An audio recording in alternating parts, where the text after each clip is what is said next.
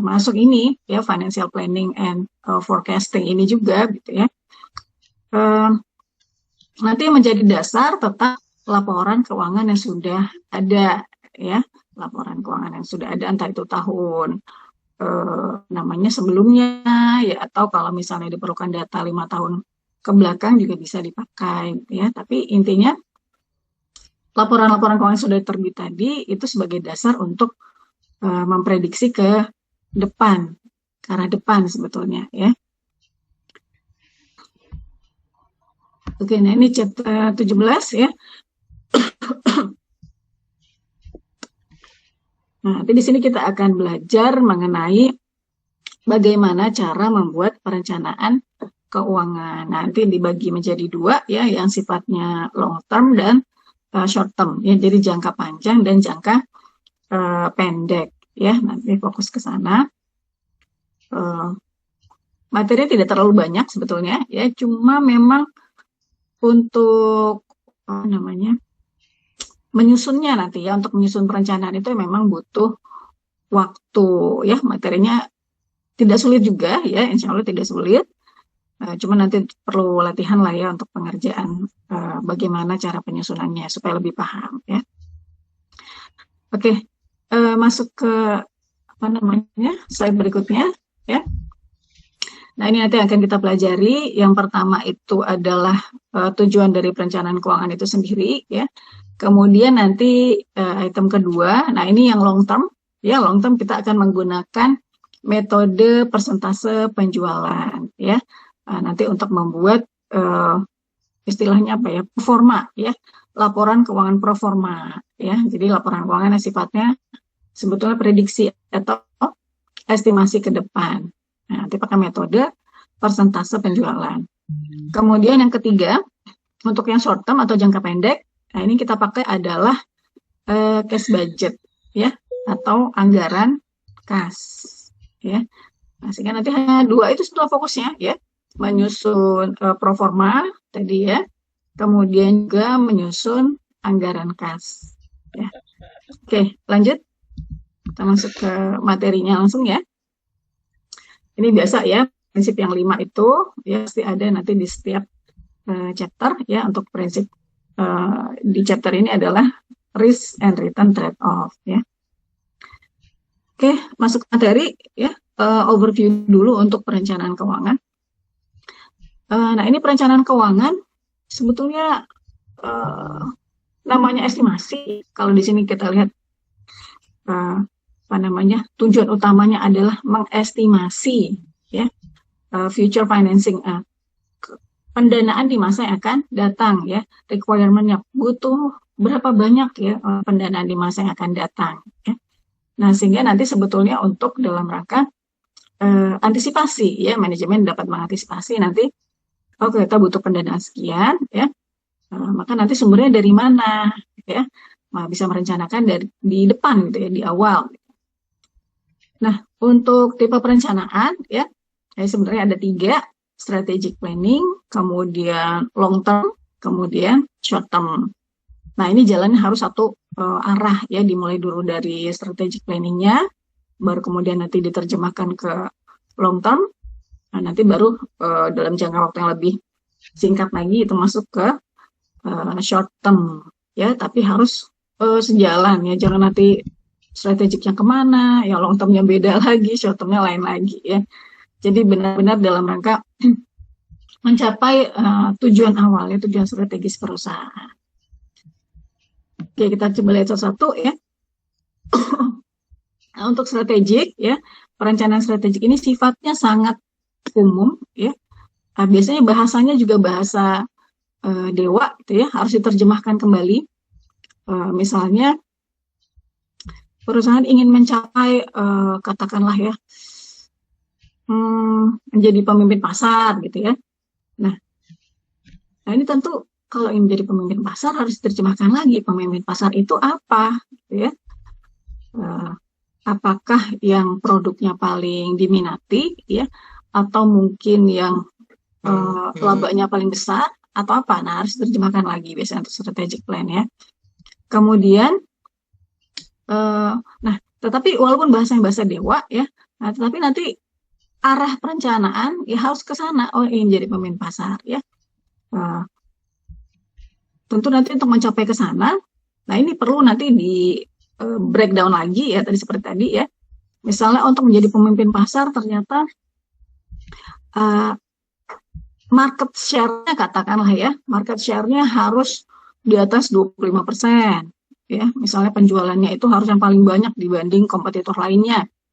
Oh, sekarang di mana kita? Oh, sekarang kita di 15 misalnya. Oh, ternyata perlu peningkatan 10% lagi. Misalnya seperti itu ya. Nah, ini yang nanti kemudian diterjemahkan ke perencanaan yang lebih singkat gitu ya. Nah, ini yang sifatnya long term. Long term. Nah, di sini contoh di sini untuk periode 3 sampai 5 tahun, ya ini bisa kita buat gambaran ya. Kata posisi masih di 15%. Oke, kalau begitu tahun depan kita harus naik nih 5% ya. Depannya lagi mungkin semakin lama kan biasanya semakin sulit ya kalau untuk naik lagi 3% gitu ya, dan seterusnya, sehingga dibuatlah perencanaan ke depan ya. Nah, ini lewat long term financial plan ya. Kemudian dari sana nanti baru kita masuk ke perencanaan sifatnya jangka pendek ya. Nah, ini berupa tadi anggaran kas. Nah, kalau anggaran kas biasanya dibuat per tahun ya, sama seperti pemerintah juga ya, biasanya kan ada anggaran apa namanya, pendapatan dan belanja ya, APBN. Nah, itu juga kan setiap tahun ya, setahun sekali dibuatlah yang namanya anggaran kas. Nah, perusahaan juga seperti itu. Nanti dalam 1 tahun ya, bulan Januari, Februari, Maret, April, Mei, Juni, dan seterusnya akan kelihatan tuh ya, aliran kasnya seperti apa, aliran kas masuk, aliran kas keluar. Ya, kalau sudah disusun yang namanya anggaran. Nah, inilah nanti akan kita bahas sebetulnya ya, item long term dan short term. Nah, ini asumsinya strategik ya, tadi ya, strategik itu kan tidak bisa tidak bisa dibahas seperti ini ya, seperti long term and cash budget ya, karena tadi memang sifatnya sangat umum ya, sekedar kata-kata aja biasanya ya, kata-kata yang boleh lah pakai angka tadi, misalnya market share harus 25% seperti itu, tapi seperti itu. Jadi kalau untuk pembahasan memang lebih ke long term dan short term ya. Oke, sekarang kita coba lihat untuk yang long term ya. Ini long term. Tadi pendekatan yang kita gunakan adalah percent of sales method ya, metode persentase penjualan ya. Jadi basisnya yang pertama ya, langkah pertama di sini ya, ada 3 langkah. Nah, langkah pertama kita buat dulu ya, karena basisnya penjualan, kita buat dulu ramalan penjualannya. Oke, penjualan tadi mau naik berapa persen? 10% kah? 20%? 30%? Ya. Nah, nanti dari sana baru kita jadikan basis ya, atau dasar untuk menghitung item-item lain ya, yang terkait langsung dengan penjualan. Nah, misalnya kalau tadi penjualannya naik 10% ya, berarti nanti inventory-nya harus berapa ya. Kemudian account receivable nanti akan menjadi berapa. Nah, inilah nanti kemudian angka-angka tadi ya disusun menjadi pro forma financial statement atau laporan keuangan pro forma ya. Nah, setelah itu ya, setelah tersusun nanti laporan keuangan pro formanya, maka akan kelihatan kalau kita butuh investasi sekian ya, sedangkan pendanaan yang sudah ada itu sekian. Nah, sehingga kita bisa menghitung atau mengestimasi ya yang namanya kebutuhan pendanaan ya, kebutuhan pendanaan ini berapa, kurang berapa sih ya, syukur-syukur lebih gitu ya, tapi kalau di sini biasanya kurang ya. Kalau kita meningkatkan penjualan, otomatis kita harus investasi lebih ya. Nah, sementara kadang-kadang pendanaan ini kan diasumsikan biasanya kalau yang terkait dengan penjualan kan hanya yang ini ya, current gitu ya, sementara yang long term itu tidak meningkat secara langsung dengan penjualan ya. Nah, sehingga ini butuh kita hitung ya. Kemudian nanti baru manajemen nanti yang menentukan dari mana sumbernya ya. Oke, kita masuk ke poin 1 dulu ya, construct a sales forecast. Nah, ini kita buat ramalan dulu ya, ramalan penjualannya kira-kira ingin naik berapa. Nah, ini untuk ramalan penjualan ya, kita bisa pakai tren atau kita lihat di tahun-tahun kemarin ya, naiknya kira-kira berapa ya. Kemudian bisa juga sebetulnya kita lihat dari tadi ya, keinginan manajemen itu sendiri. Ya, kalau dia ingin menaikkan tadi katakanlah 10%, maka tentu nanti dia akan membuat strategi-strategi, aktivitas-aktivitas yang akan membantu untuk penjualan itu ke arah sana ya.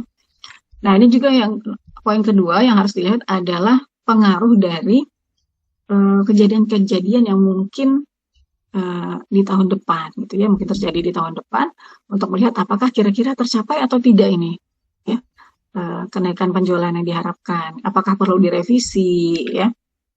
Misalnya seperti sekarang ini ya, kira-kira di tahun 2020 ya, apakah misalnya untuk industri penerbangan gitu ya, kira-kira bagaimana nanti, apakah langsung booming gitu ya, atau seperti apa ini ya. Nah, ini harus dianalisa lebih lanjut gitu ya, agar tidak salah nanti dalam membuat perencanaan. Nah, ini step pertama ya. Kemudian nanti kalau sudah kita tentukan ya, kemudian berapa kenaikan penjualannya, baru kita masuk ke step kedua. Nah, di step kedua ini kita menyusun yang namanya laporan keuangan proforma ya. Tadi salesnya sudah kita tentukan, misalnya tahun ini 1 juta ya, kemudian ingin naik 10%. Sebentar ya.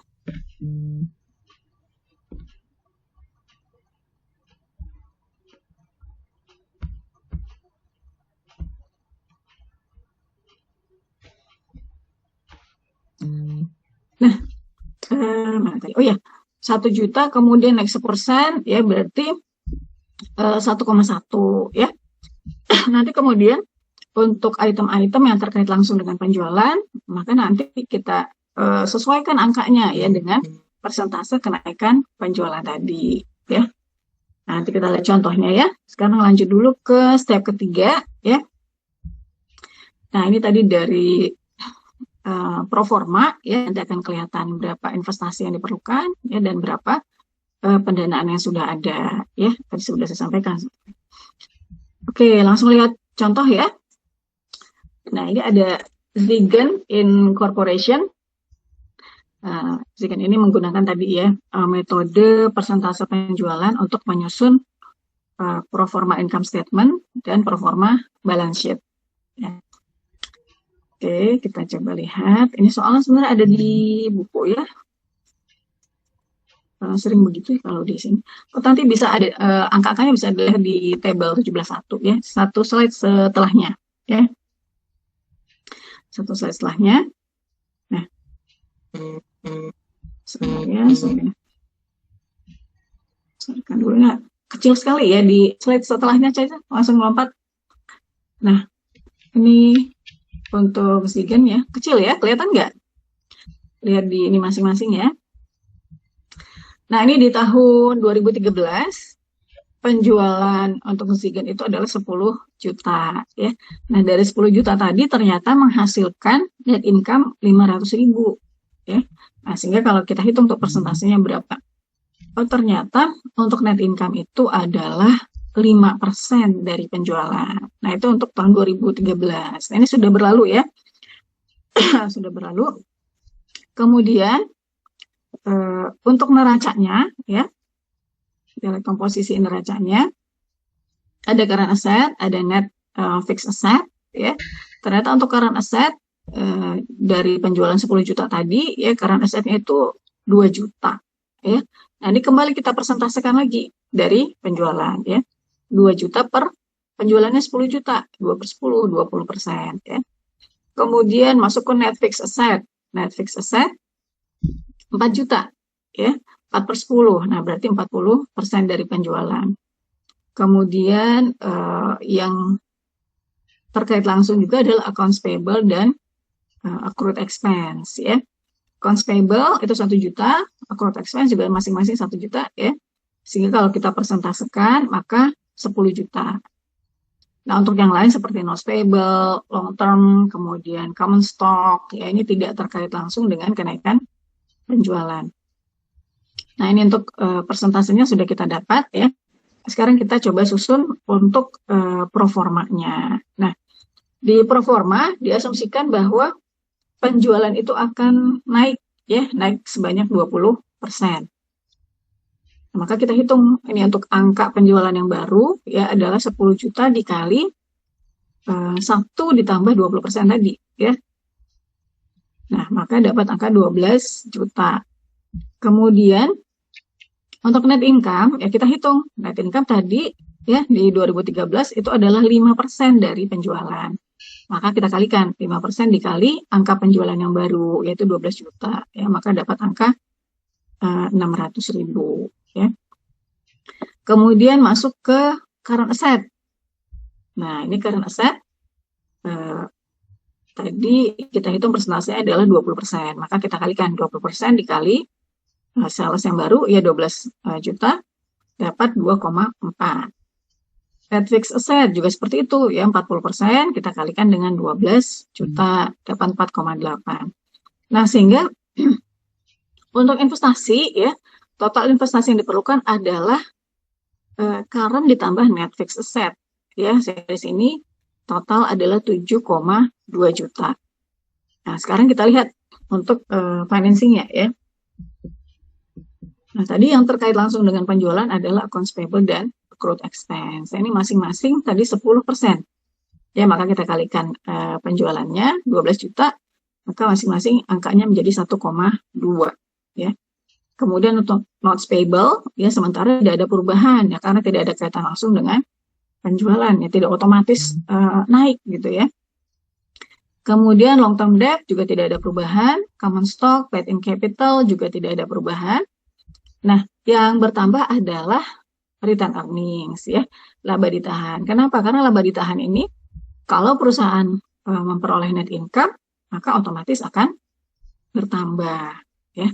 Nah, di sini diasumsikan ini di slide sebelumnya ada asumsi ya di slide ke-15 ya bahwa laba atau net income dari Zigen itu ya 50%-nya akan ditahan ya dan 50%-nya akan dibagikan sebagai dividen ya. Nah, sehingga kita hitung untuk return earnings di pro forma ini adalah return earnings di tahun 2013 ya 1,2. Kemudian kita tambahkan ya dengan laba pro forma ya 600.000. Nah, tetapi yang masuk ke laba ditahan hanya 50%-nya ya 600.000 kali dulu dengan 0,5 ya. Maka 1,2 ditambah dengan 300.000 ya. Maka dapatlah angka 1,5. Nah, ini kita jumlahkan ya. Current liabilities kemudian non current liabilities ditambah dengan equity ya. Nah, ternyata kalau di total sudah ada sumber pendanaan sebesar 6,7 ya 6,7. Nah, sementara tadi kita lihat untuk investasinya ya asetnya ini akan meningkat sebanyak 7,2. Sehingga masih ada kekurangan di sini ya. Nah, kekurangan ini tadi ya poin ketiga kita coba hitung. Sebentar ya, sebentar.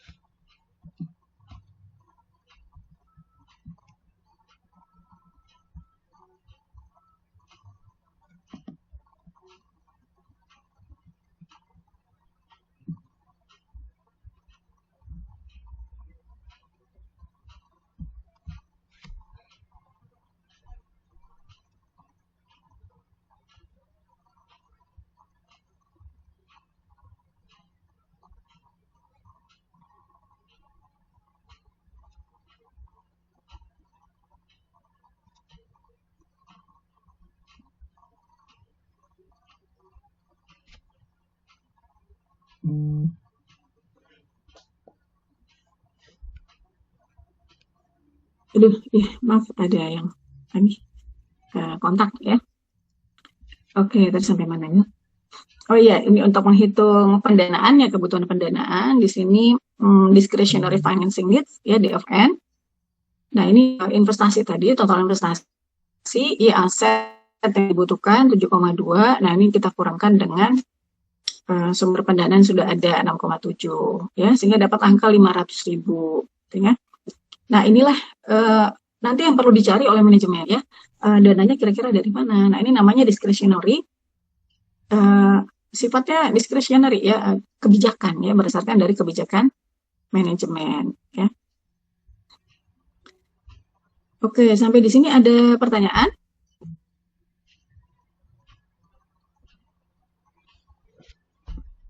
Bu, bisa diulangi tadi yang DFN itu gimana Bu hitungnya Bu?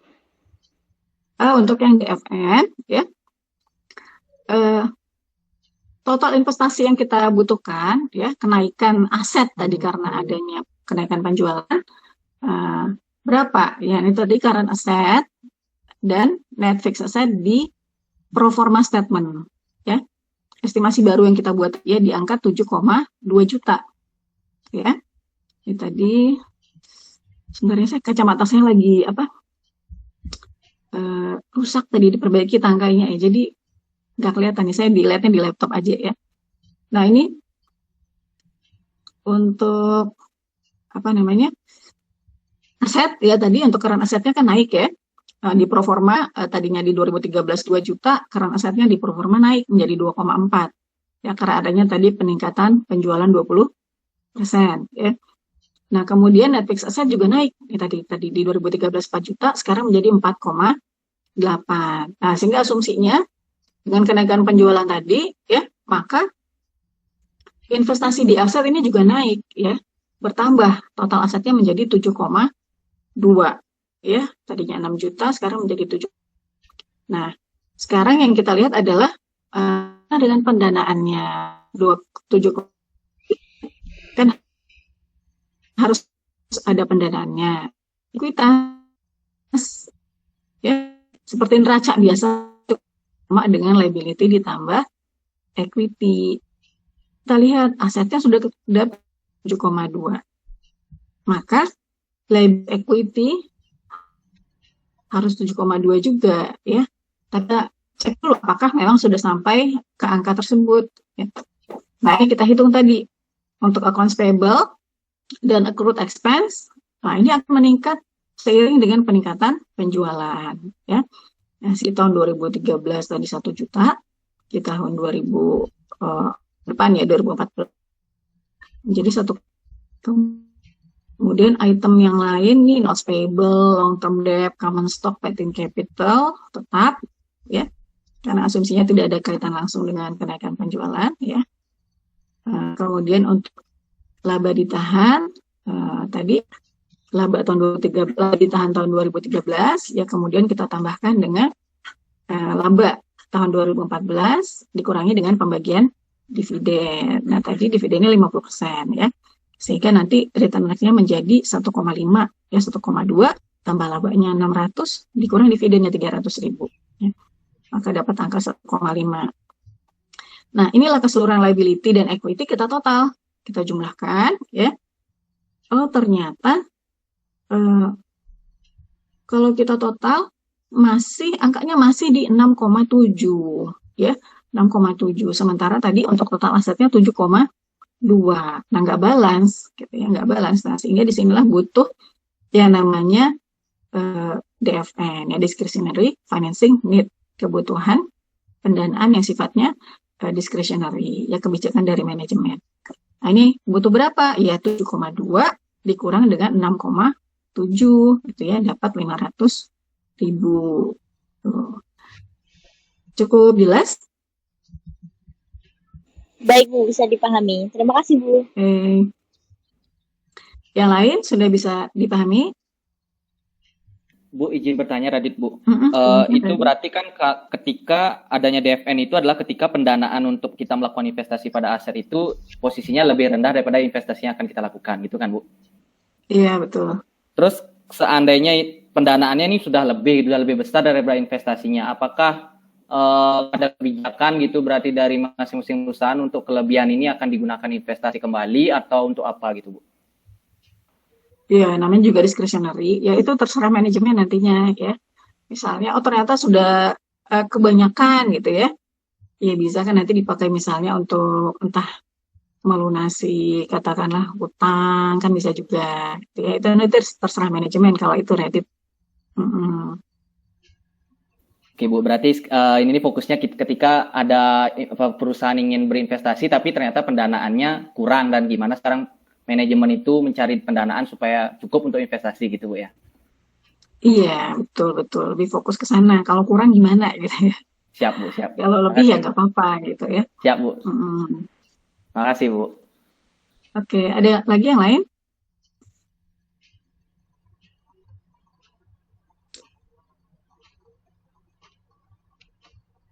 Izin bertanya, Bu. Iya, silakan. Itu yang di total aset peningkatan sebesar 1.200.000 itu dari mana ya, Bu ya? Nah, itu tadi kan kita pakai persentase penjualan, ya metode persentase penjualan.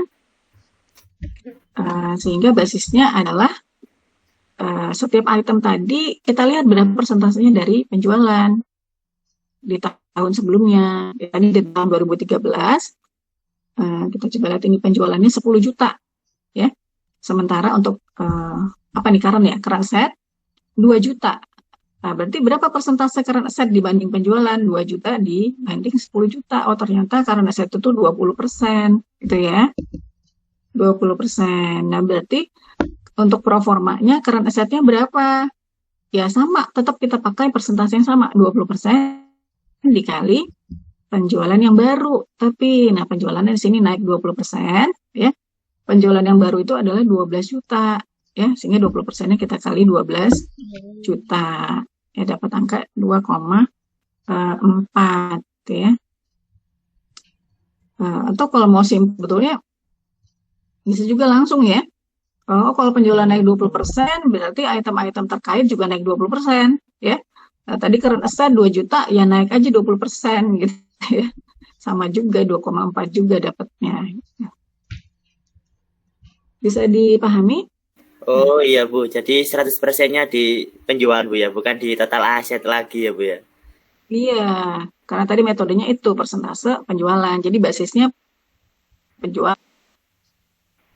Siap, Bu. Terima kasih. Oke, ada lagi?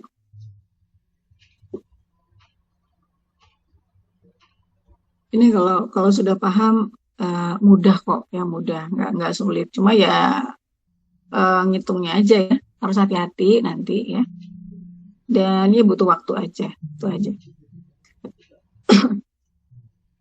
Sudah? Oke, kalau sudah kita lanjut ya. Nah, ini tadi namanya slide berikutnya itu step 2, step 3, ya itu tadi sudah saya jelaskan. Nah, kita masuk ke slide 19 aja ya. Sumber pendanaan yang sifatnya spontan. Ya, nanti sumber pendanaan itu ada yang sifatnya spontan dan ada yang sifatnya discretionary ya. Yang spontan itu yang mana? Ya namanya juga spontan, dia otomatis muncul ya. Nah, ini kaitannya tadi langsung dengan penjualan. Begitu penjualan meningkat, ya otomatis kita akan memesan inventory persediaan lebih banyak ya. Nah, persediaan ini kalau kita beli otomatis akan memunculkan yang namanya accounts payable. Nah, ini jadi perusahaan bukan mengajukan ya, saya mengajukan pinjaman enggak ya, otomatis muncul accounts payable itu dengan perusahaan membeli persediaan ya. Kemudian juga di sini accrued expense ya, misalnya gaji karyawan ya, upah bagian produksi dan upah bagian marketing ya. Nah, ini secara otomatis juga akan meningkat ya seiring dengan meningkatnya penjualan. Nah, ini diasumsikan seperti itu ya dalam penyusunan pro forma statement ini. Nah, jadi untuk accounts payable dan accrued expense, makanya tadi langsung dikaitkan ya dengan kenaikan penjualan. Penjualannya naik 20%, diasumsikan maka item-item ini ya pendanaan sifatnya spontan ini juga naik ya bersamaan dengan kenaikan 20% tadi ya. Nah, ini berbeda dengan sumber pendanaan yang kedua, yaitu adalah discretionary. Nah, kalau discretionary ini sifatnya tadi tergantung dari kebijakan manajemen ya. Contoh tadi misalnya kekurangan dana 500.000 ya. Nah, sekarang sumbernya dari mana? Nah, ini tergantung manajemen ya. Bagaimana nanti pertimbangan manajemen? Apakah ingin pakai notes payable ya, atau mungkin menerbitkan lagi surat utang jangka panjang long term debt, atau ingin menerbitkan saham ya. Nah, ini kan tergantung dari manajemen. Jadi ada pilihan-pilihan. Nanti keputusan tergantung dari manajemen. Nah, ini makanya disebut yang kedua itu adalah disebut discretionary financing ya. Nah, termasuk laba ditahan ya. Laba ditahan itu masuk ke discretionary. Kenapa? Karena pembagian dividen itu adalah haknya manajemen ya untuk menentukan apakah tahun ini dibagikan atau tidak. Ya, kalaupun dibagikan itu berapa persen? 10%, 50%, atau semuanya aja 100% ya. Ini juga terserah dari manajemen, tergantung dari kebijakan si manajemen itu sendiri ya. Nah, contoh tadi yang dipakai kan 50% ya. Oh, setengahnya ditahan, setengahnya dibagikan. Nah, ini tentu nanti pengaruh ke DFN. Coba lihatlah, nanti ada ininya ya.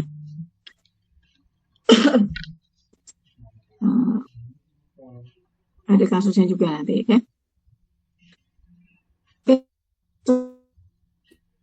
Ini discretionary tadi ya. Lanjut ke rumus dasarnya. Nah, ini kalau kita hitung ya.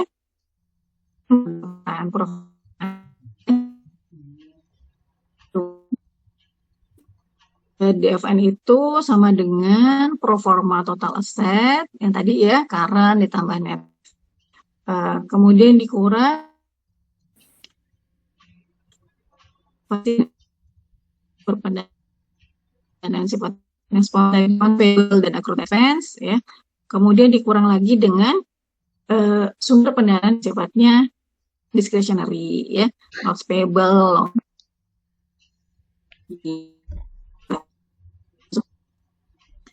Nah, ini ya, jadi kalau misalnya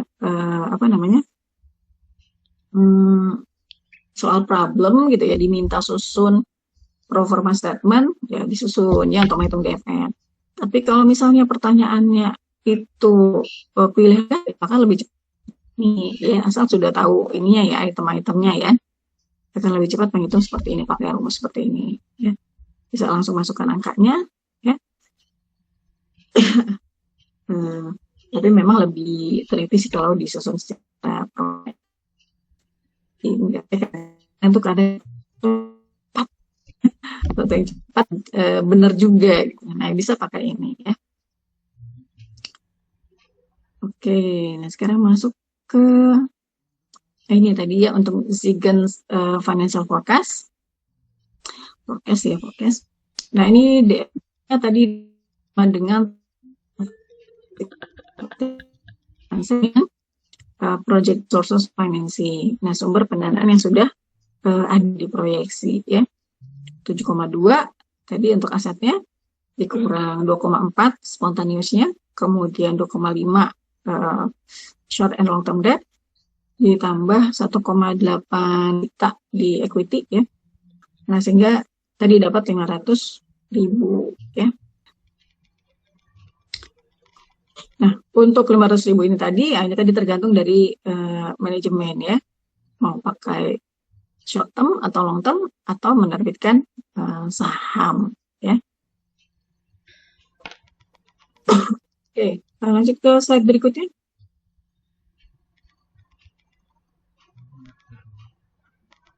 Lanjut aja ke slide ke-20. Nah, ini ya. Menganalisa dampak dari profitabilitas dan kebijakan dividen terhadap DFN. Nah, ini tadi di sini kita coba melihat ya bagaimana pengaruh dari laba ya, laba dan kebijakan dividen ya. Nah, tadi semakin tinggi laba ya, katakanlah tadi kan contoh net income-nya 5% ya. Nah, nanti kalau dinaikkan misalnya net income-nya 10% gitu ya. Nah, semakin tinggi laba, maka DFN ini akan semakin menurun. Ya. Kenapa kok menurun? Ya, karena laba ini nanti akan masuk sebagai laba ditahan. Dan laba ditahan itu masuk sebagai sumber pendanaan tadi ya. Nah, sehingga dengan meningkatnya laba ya otomatis akan menurunkan kebutuhan akan pendanaan dari luar ya. Nah, karena sudah disuplai ya sebagian sudah dapat diperoleh dari laba ya. Nah, kemudian kalau kebijakan dividen, nah ini justru sebaliknya. Semakin tinggi ya persentase yang dibagikan sebagai dividen, maka semakin besar kebutuhan pendanaan. Pak, kembali lagi seperti tadi ya, dividen tadi adalah pembagian dari laba ditahan ya. Karena dibagikan sebagian, otomatis laba ditahan ini akan berkurang. Karena berkurang, maka sumber pendanaan dari internal juga akan turun. Nah, sehingga dibutuhkan, tadi lebih banyak lagi dibutuhkan sumber pendanaan yang sifatnya dari luar. Ya. Nah, tadi kalau dihitung ya, di slide berikutnya, nah ini bisa bervariasi. Ya, DFN itu bisa bervariasi tergantung dari persentase net income terhadap penjualan, ya, net profit margin, dan juga dividen payout rasio. Ya, coba lihat di slide berikutnya. Nah, ini ya. Kalau net profit marginnya 1%, ya, dengan dividen payout-nya 30%, nah ini, maka dibutuhkan DFN 716.000, ya. Nah, tetapi kalau net profit marginnya kita tingkatkan, ya, menjadi 10%, nah ternyata ini malah minus. Nah, ini tadi kata Radit, ya, kalau DFN-nya kalau lebih banyak sumber pendanaannya bagaimana? Ini DFN-nya jadi minus. Ya, minus 40.000. Artinya sudah kelebihan. Ya, pendanaan sudah kelebihan dibanding investasi atas aset yang dibutuhkan. Nah, sementara kalau dividen payout rasionya semakin besar, itu semakin ke kanan ya. Dari 30 menjadi 50, semakin 70, makin tinggi lagi naik 70. Maka semakin besar juga pendanaan yang dibutuhkan. Ya, DFN-nya semakin besar. Target semakin naik ya. Nah, kalau 1% menjadi 764.000 ya kalau net profit marginnya 1%. Ya. Kalau net profit marginnya 10%, nah ini dibutuhkan 440.000 ya. Maka semakin besar dibanding kalau dividen payout rasionya lebih rendah. Ya. Nah, ini kaitannya antara net profit margin ya, tingkat laba dan dividen payout rasio ya terhadap discretionary financing need ya, kebutuhan pendanaan yang sifatnya discretionary. Ada yang ditanyakan sampai di situ?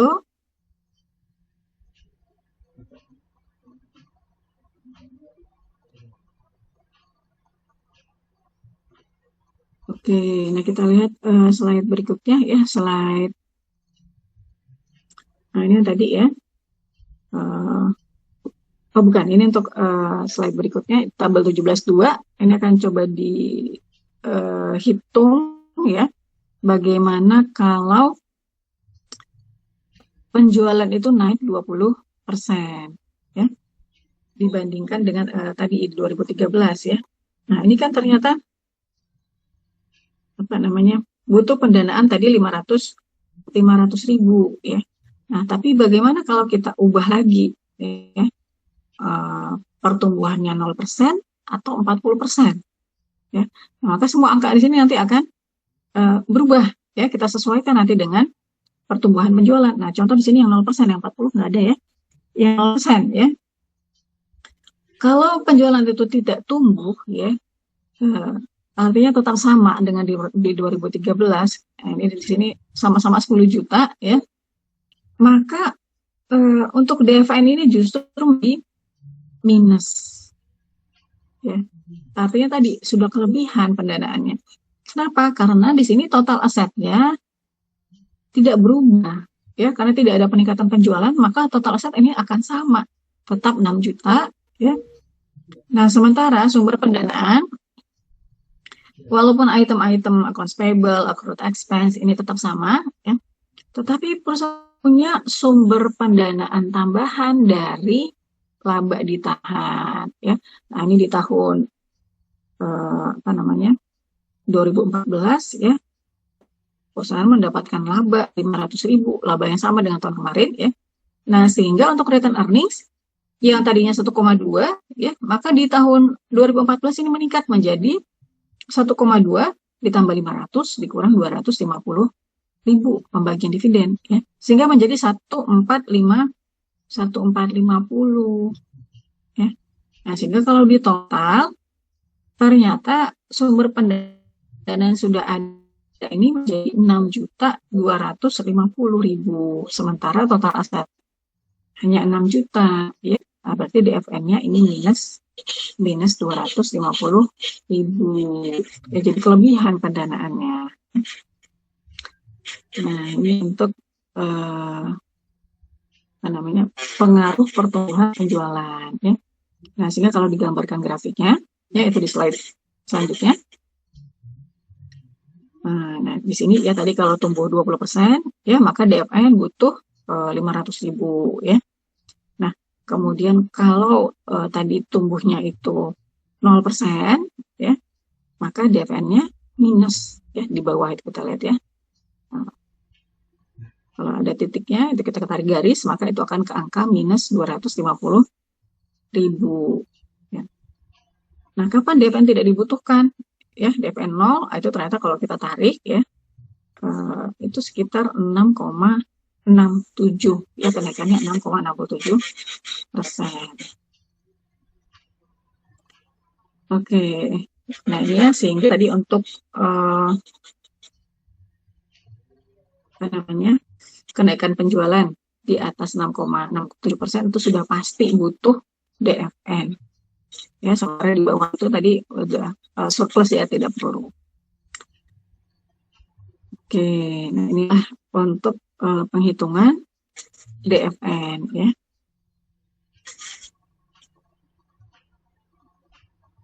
Ini checkpoint slide berikutnya, checkpoint 17.1, ya. Nah, ini seperti biasa soal di buku nih, ya.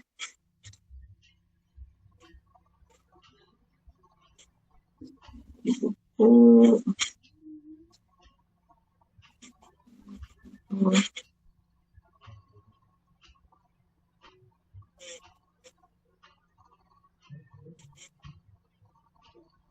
Pendleton, ya. Saya kalau nggak pakai kacamata ngeliat buku tuh susah, ya. Kelihatan cuma kabur, ya. Matanya udah plus.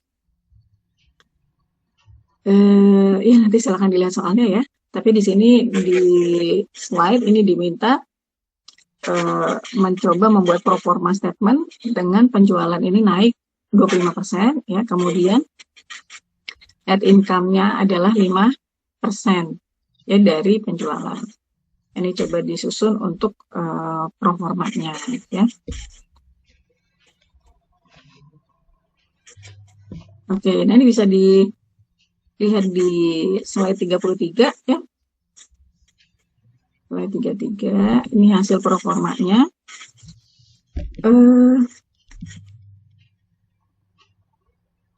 Kalau 25%,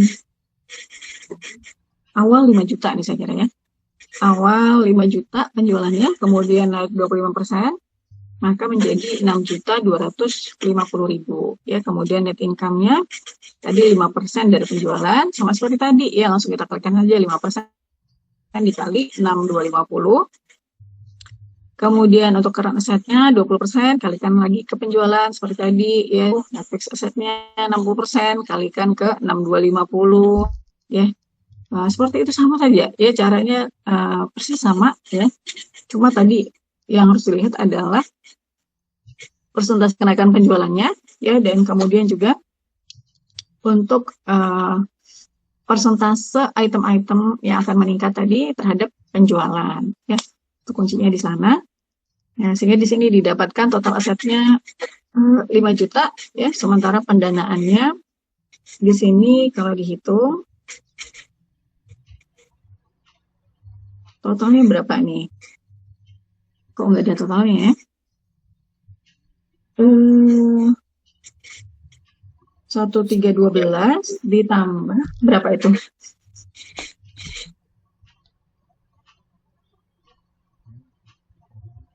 1.250 ditambah 625 ditambah 500 ditambah 1 juta ditambah 1.312 500 ya, berarti itu 4.677.500 ya. Nah itu ya total pendanaan sudah ada. Nah sehingga untuk proforma ini juga butuh DFN ya.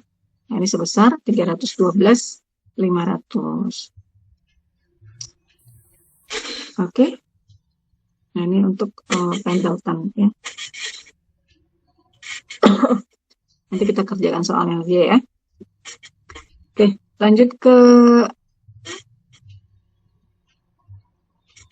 ya ini tadi ya, butuh 312.500. Oke, lanjut ke short term. Ya. Untuk yang long term bisa dipahami ya.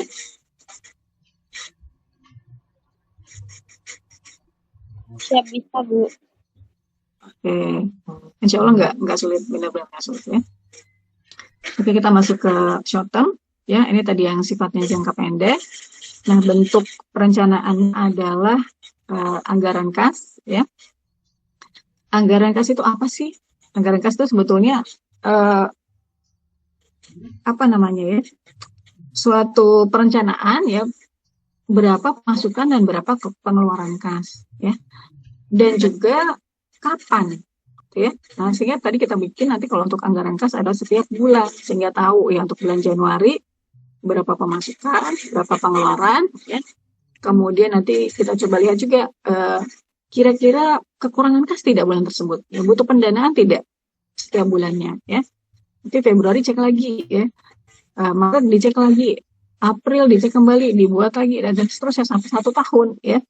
Sehingga nanti ketahuan di mana saat-saat kapan manajemen ini butuh untuk mencari dana ya.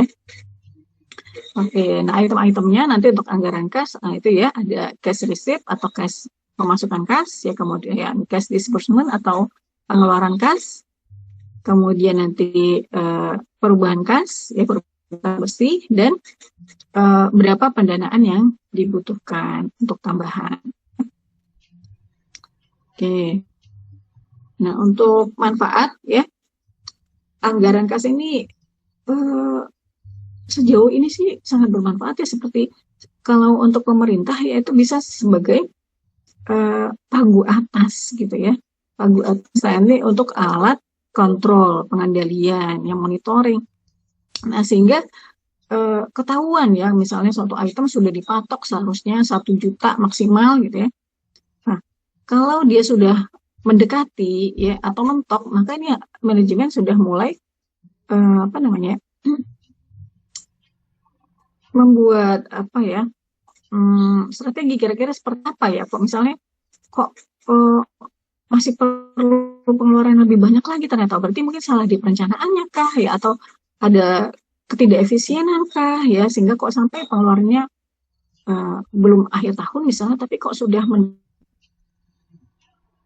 budget atas gitu ya, anggaran teratas ya, seperti itu ya, untuk monitoring dan kontrol pengendalian ya.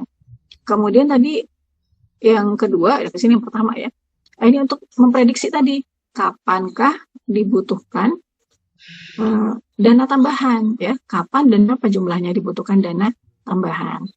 Walaupun nanti kemungkinannya kan tidak persis sama ya, namanya juga anggaran ya, bisa lebih kecil, bisa lebih gede. Masalah planning kan seperti itu ya. Planning itu tidak pernah hasilnya sama persis nanti dengan apa yang terjadi di depan. Ya, sehingga kadang-kadang katanya, apa gunanya sih merencanakan gitu ya, toh hasilnya nanti akan beda. Nah ini tetapi tadi ya, dalam rangka mengurangi risiko. Ya lebih baik manajemen itu tahu di awal, nanti butuh dana. Ya masalah dananya nanti ternyata agak berbeda, ya agak tidak sesuai, ya tidak masalah ya. Tapi Yang jelas manajemen itu sudah merancang tindakan-tindakan nantinya ya. Oh nanti saya akan seperti ini, ya. Oh nanti saya akan menerbitkan saham ya.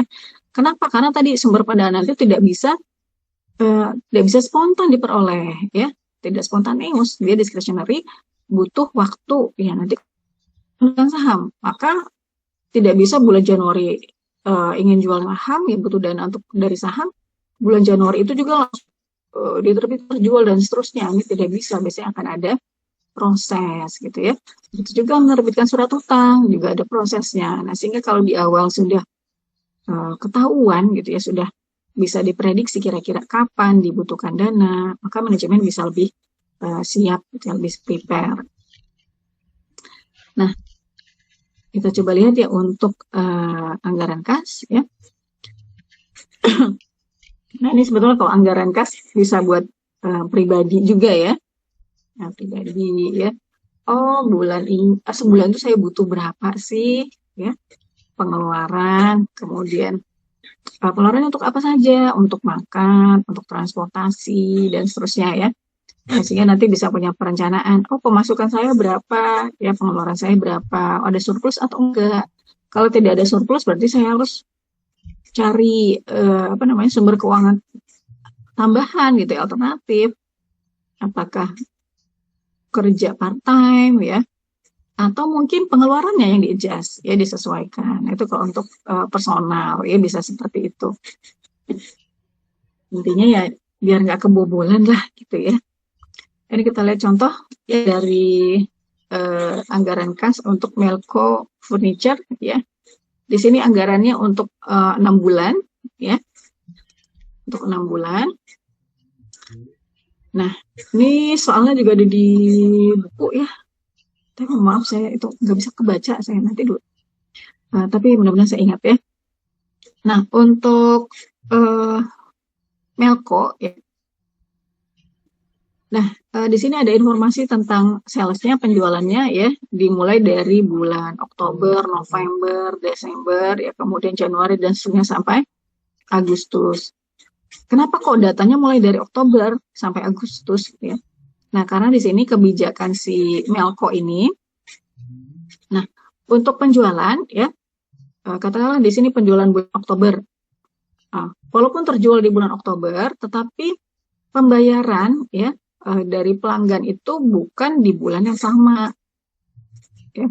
Nah, tetapi lihat ini di bagian bawah ya, cash receipt collection-nya ya untuk penagihan pemasukan kasnya. Dari penjualan di bulan Oktober ya, maka 30% ini akan diterima 1 bulan ke depan. Ya, artinya akan diterima di bulan November. Kemudian 50%-nya akan diterima 2 bulan ke depan. Berarti di bulan Desember. Ya. Kemudian sisanya 20% ini akan diterima 3 bulan ke depan. 3 bulan setelah penjualan. Di bulan Januari berarti baru diterima. Ya. Nah, sehingga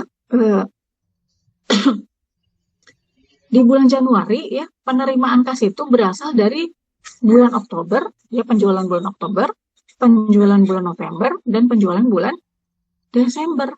Masing-masing dengan persentase yang berbeda ya. Nah, ini contoh kita lihat bulan Januari ya pemasukan kasnya. Angka 15.000 yaitu adalah 30% dari penjualan 1 bulan sebelumnya. Itu bulan Desember ya. 30% dikali 50.000. Nah, masuklah kas bulan Januari 15.000. Kemudian 50% itu adalah dari penjualan di bulan November. 50% dikali 62.000 ya.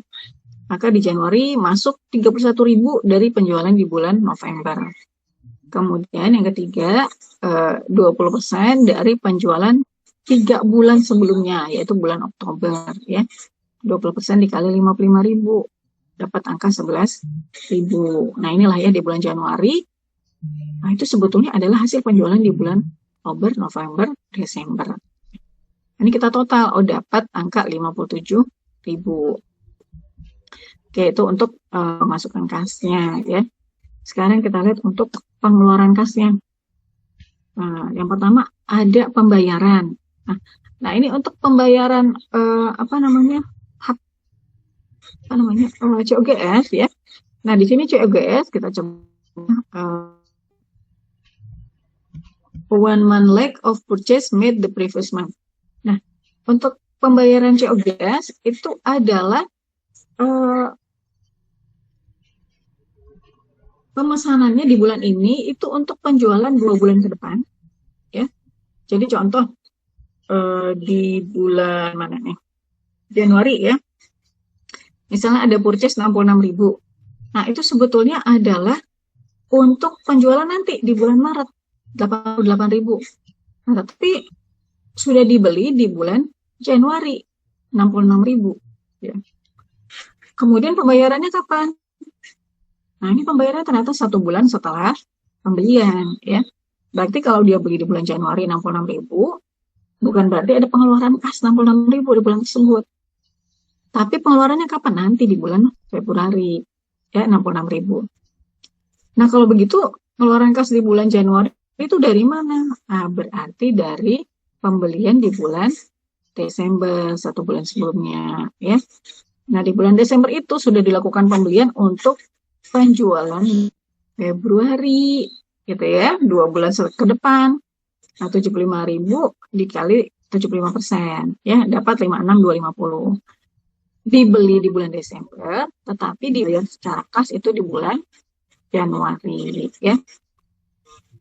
Nah, ini di Januari muncul tuh yang pertama payments untuk COGS ya, cost of goods sold-nya 56.250.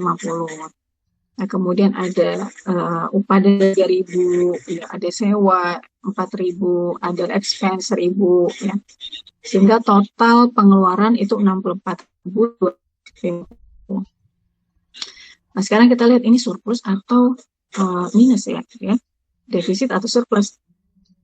Total penerimaan kas 57, total pengeluaran 64.250. Oh, ternyata minus ya, minus 7.250. Nah, tetapi ternyata perusahaan ini masih punya saldo kas ya, saldo kas berarti dari bulan sebelumnya ya. Di sini ada 20.000 ya. Sehingga masih ada ya, setelah dikurangkan minus tadi ternyata masih punya kas 12.750. Nah, ini adalah saldo akhir di bulan Januari ya. Nah, karena masih punya saldo kas, ini tadi kalau di soal saya, perusahaan ini minimum harus punya kas 10.000 ya. Nah, di sini ending cash balance-nya, saldo kas akhirnya 12.750, berarti masih lebih dari 10.000 ya. Nah, berarti tidak masalah, tidak perlu pendanaan ya. Nah, maka di sini ending cash balance 12.750, kemudian new financing needed-nya 0 ya, karena memang tidak perlu. Sekarang kita masuk ke bulan berikutnya ya, bulan Februari. Nah, sama seperti tadi ya, untuk bulan Februari kas yang masuk itu adalah dari bulan-bulan sebelumnya ya. 30% itu dari bulan Januari, 50% dari penjualan bulan Desember ya. Kemudian 20% dari penjualan bulan November ya, sehingga total di sini 55.400 ya. Sementara untuk pengeluarannya ya, ternyata di bulan Februari yaitu ada pembelian equipment ya, pembelian equipment 14.000. Nah, sehingga total pengeluarannya lebih tinggi dibanding Januari ya. Sementara pendapatannya, total kas masuknya lebih kecil ya, tapi total pengeluarannya lebih tinggi ya, 94.500. Nah, sehingga untuk defisitnya jauh lebih besar lagi ya, 39.100 defisitnya. Nah, saldo kas bulan kemarin ya itu adalah 12.750 ya. Sehingga ending cash balance ya, ini sebelum adanya pinjaman adalah minus 26.350 ya. Nah, padahal tadi kebijakannya perusahaan ending cash balance itu ya harus punya saldo kas minimal 10.000 ya. Nah, sehingga bagaimana caranya untuk mencapai ending cash balance 10.000? Maka harus ada pendanaan ya, untuk menutupi defisit dan untuk menambah saldo kas ya. Sehingga pendanaan yang dibutuhkan adalah 36.350. Nah, ini 36.350, 26.350 itu untuk menutup defisit. Sisanya 10.000 sebagai ending cash balance, ya, sebagai saldo kas akhir, ya, untuk bulan Februari. Nah, ini sehingga pinjaman di bulan Februari yaitu adalah 36.350. Itu ya. Lanjut lagi itu, masuk lagi ke bulan Maret, ya, sama seperti itu, hitung lagi, ya. Kemudian, nah ini kalau seperti pembayaran pajak, biasanya ada informasinya di soal, ya, misalnya katakanlah, oh bulan Maret itu bayar pajak, atau bulan Juli bayar pajak, nanti tinggal dimasukkan untuk pengeluaran kasnya, silakan tinggal dimasukkan sesuai informasi di soal, ya. Ya.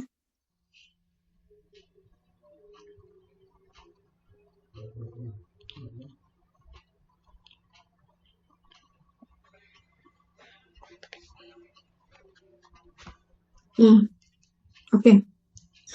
Nah, seperti itu ya.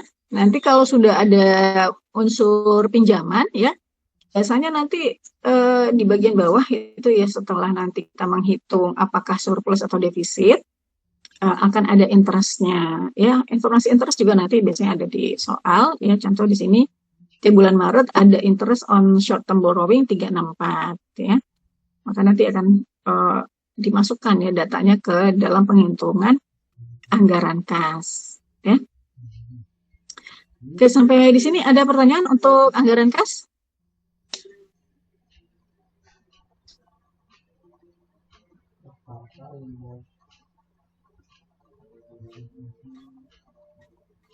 Tidak ada atau saking bingungnya? Belum ada. Belum ada ya, bisa ya? Bu, itu bertanya, Bu. Ya. Itu yang Juli sama Agustus kenapa dikosongkan, Bu? Nah, ini kan sebetulnya tadi disebutkan di awal, ini adalah cash budget untuk 6 bulan yang berakhir 30 Juni. Nah, sehingga kenapa kok ada Juli Agustus? Sebetulnya untuk informasi pembelian tadi, ya, karena pembelian di bulan Mei, ya, itu adalah untuk 2 bulan ke depan, gitu, ya, untuk penjualan. Pembelian bulan Juni itu untuk penjualan bulan Agustus, dan kita butuh data tadi, ya. Sehingga tadi kalau untuk anggaran kas nggak bisa kita hanya datanya, tergantung informasi soal, ya. Kalau seperti ini, kasus seperti ini untuk pemasukan ternyata datanya itu dari penjualan bulan-bulan lalu, otomatis kita butuh data bulan-bulan sebelumnya, ya. Kemudian untuk pembelian ternyata basisnya adalah penjualan di bulan-bulan ke depannya, maka kita butuh juga data dari bulan-bulan yang lebih, apalagi ya, lebih maju lagi seperti ini, ya. Sehingga untuk Juli Agustus memang tidak dibuat anggaran kasnya, tapi data penjualannya dipakai tadi untuk menentukan penjualan, pembelian, ya, purchase-nya berapa, gitu. Jadi pahami ya? Siap, Bu. Oke, ada lagi?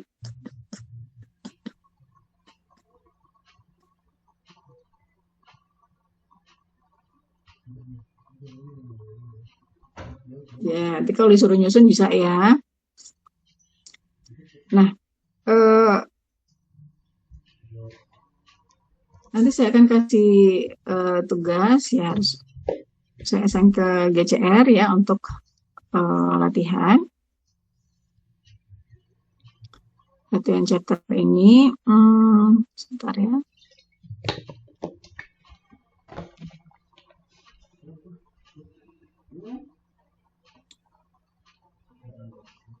Nah, ini mengerjakan studi problem yang di buku, ya.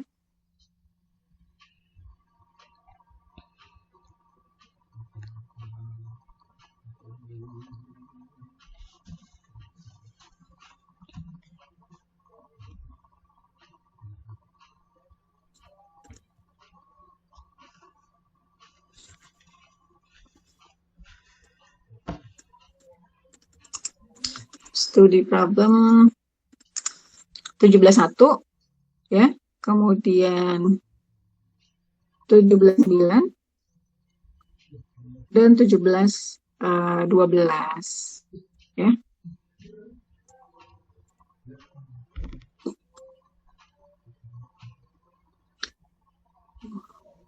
(17/12) itu untuk anggaran kasnya.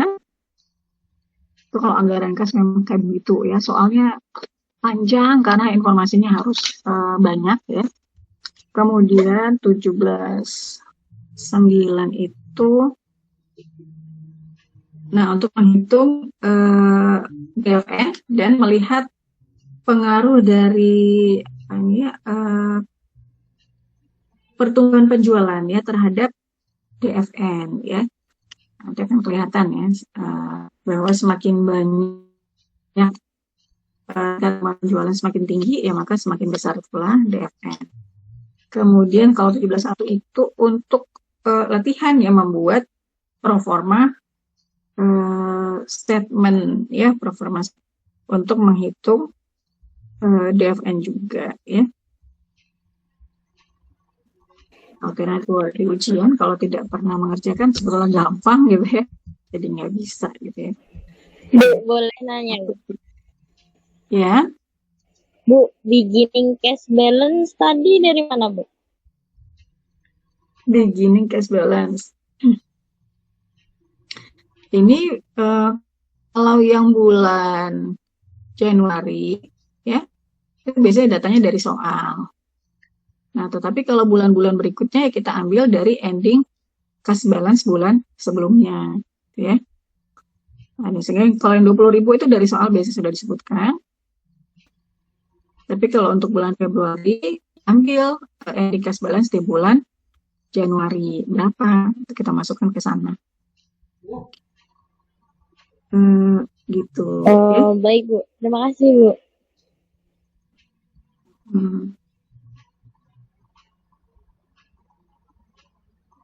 Ada lagi? Bu, izin bertanya, tapi untuk yang sebelumnya sih Bu, terkait dengan ada dividen payout ratio itu Bu, boleh Bu? Itu iya, boleh, kalau silakan. tadi di slide yang Ibu jelaskan itu dividen payout ratio-nya itu diberikan. Apakah nanti kalau soal itu dia diberikan dividen payout ratio-nya atau kita menghitung juga Bu? Oh iya, ada informasinya nanti berapa persen gitu ya. Kalau enggak ya nanti nggak bisa dihitung berapa penambahan return earnings-nya ya. Nanti akan disebutkan Radit. Saya pikir Fikri ya? Iya, saya Bu. Radit Bu. Oh, Radit. Ya, saya pikir dividen payout ratio-nya juga harus dicari. Ternyata memang diberikan ya Bu ya? Iya, diberikan. Siap Bu, terima kasih Bu. Bu, izin bertanya lagi. Kalau untuk yang tax, purchase and equipment sama loan repayment itu yang bulan Februari, Maret sama Mei itu diketahui di soal ya Bu? Iya, makanya tadi kalau cash budget tuh soalnya biasanya panjang gitu ya. Karena otomatis ini harus diberitahukan ya. Pengeluaran-pengeluaran ini semuanya harus diinfokan, upah dan gaji, sewa, ya kemudian other expense, itu semuanya nanti harus ada di soal, gitu, harus ada di infonya di dalam soal ya, agar bisa disusun anggaran kasnya. Nah, nanti coba kerjakan itu ya, 17 berapa tadi itu yang anggaran kas, 17/12 ya. Interest on short term itu juga diketahui di soal berarti ya Bu ya? Persentasenya ya, nanti persentasenya akan diketahui ya. Kalau angkanya kan sudah sesuai ini nih yang kita hitung kan, new financing needed-nya berapa tuh ya, 36.350 contoh untuk bulan Februari. Nah, nanti persentase ininya dari situ ya, misalnya 1%, 1%-nya dikalikan dengan financing needed-nya ya, 1% per bulan misalnya gitu ya. Ada lagi? Baik Bu. Bu, untuk deadline tugasnya gimana Bu? Iya ya, ini Rabu udah ini ya, besok bisa? Soalnya kami besok ada kuis Bu. Oh, mau belajar ya? Iya Bu, benar. Ya sudah, Rabu aja nggak? Rabu bisa? Insya Allah, Bu.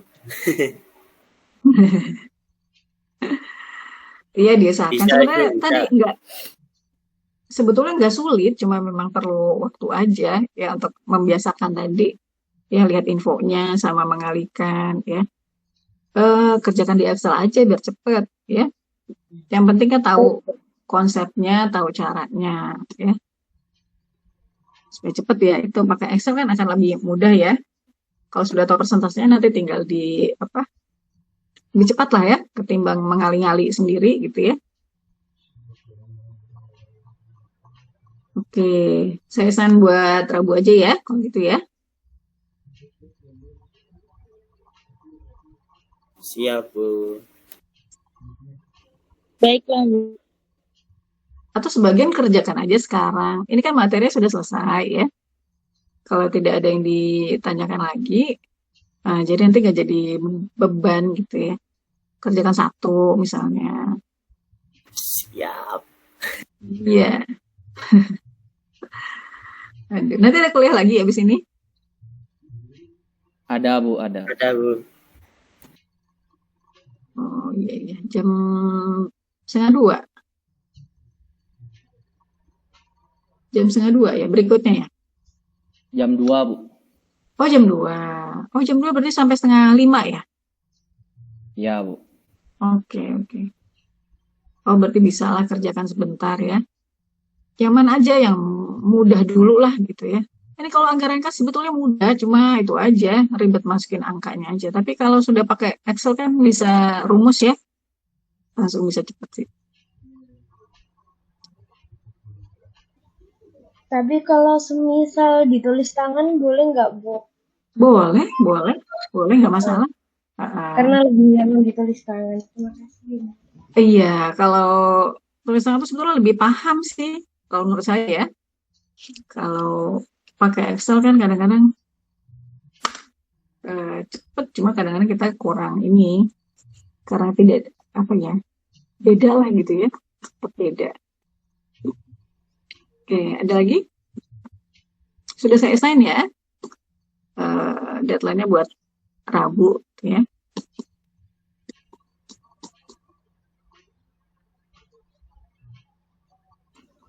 Bu, izin bertanya tadi yang kumulatif borrowing dari mana, Bu? Kumulatif borrowing, ini dari pinjaman-pinjaman. Contoh tadi misalnya untuk mana nih? Bulan Februari ya. Nah, itu kan ada defisit 26.350 ya. Nah, kemudian itu harus ditutupin. Ya, harus ada pendanaan kan untuk menutup kebutuhan kas tadi. Kemudian kebijakan perusahaan itu minimal harus punya saldo kas 10.000. Maka otomatis yang dibutuhkan adalah 26.350 untuk menutup defisit plus 10.000 sebagai saldo akhir kas. Ya, maka kumulatif borrowing-nya menjadi 26.350 ditambah 10.000 ini tadi ya, 36.350. Tuh, nah itu untuk bulan Februari ya. Kemudian di bulan Maret ya. Di Maret ternyata defisit lagi ya 19.524. Nah, berarti butuh berapa lagi ya? Tadi karena harus ada saldo 10.000, maka butuhnya sama seperti di Februari tadi. Defisitnya 19.524 ditambah 10.000 ya, maka butuh pendanaan tambahan 29.524. Nah, sebelumnya gitu ya. Sebelumnya sudah ada pinjaman 36.350. Nah, maka ini kita kalau kumulatif itu jumlahnya bulan ini minjem 29.524 ditambah bulan kemarin ada 36.3. Maka totalnya menjadi 65.874 begitu seterusnya. Ini kalau dilihat ya banyak ininya ya, banyak defisitnya ya. Nanti dimulai di bulan Juni ya baru dia positif ya, baru surplus ya. Kadang-kadang seperti itu, mungkin tipe produknya ini yang laku pada bulan-bulan tertentu ya, bisa aja seperti itu, sehingga bulan-bulan lain bisa jadi defisit kasnya, tapi nanti Juni, Juli dan seterusnya besar gitu ya, surplus kasnya. Nah, bisa dipahami? Ngerti, Bu. Terima kasih, Bu. Oke.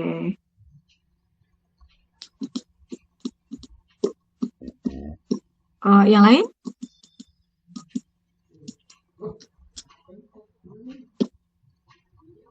Ya, seperti biasa nanti kalau sambil mengerjakan ada yang bingung atau apa, silakan tanya aja ya. Boleh di grup, boleh WA juga ya. Silakan aja. Siap, Bu. Oke, Radit.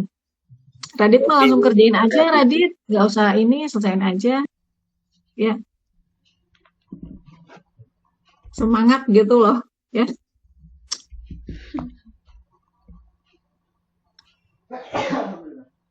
Oke. Kalau tidak ada yang ditanyakan lagi, kita tutup mungkin ya Google Meet-nya ya. Yuk. Absensinya sudah semua. Nanti saya mau upload ke biasa portal ya.